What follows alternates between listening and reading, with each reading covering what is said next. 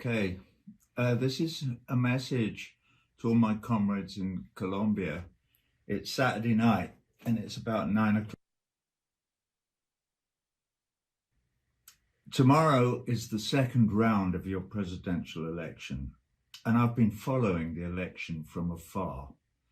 I was very excited after the first round when the centre-left candidate was leading.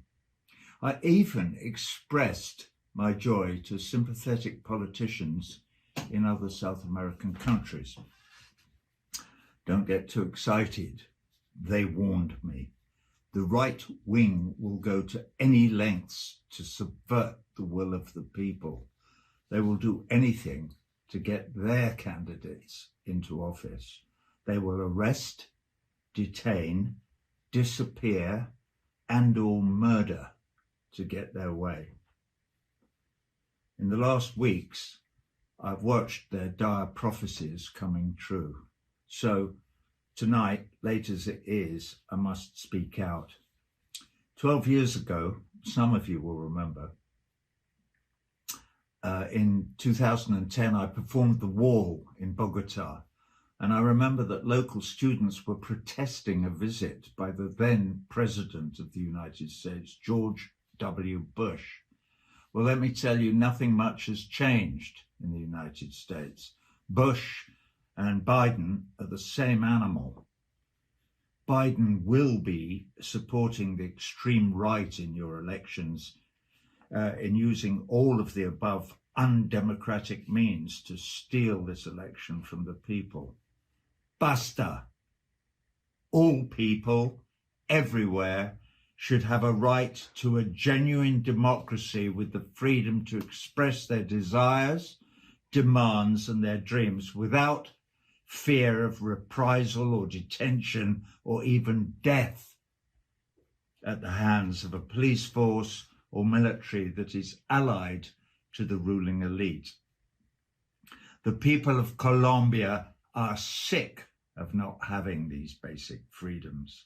They are sick of being locked up for speaking out. They are sick and tired of seeing their friends and families' lives taken by those who think nothing of spilling the people's blood on the altar of profit. For years now, Colombians have raised their voices, crying out for a just peace. They've been answered with riot police committing massacres and paramilitary death squads killing social leaders and human rights defenders in the dark of night. They've seen young activists hunted down and thrown in jail. Young activists who supported last year's national strike are being rounded up in a series of police sweeps cynically called Plan Democracy. As of yesterday, at least 26 young people have been arrested.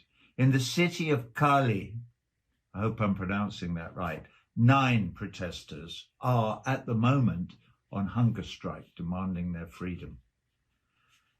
There is graphic evidence, photos and videos showing gun-toting thugs alongside police attacking unarmed protesters.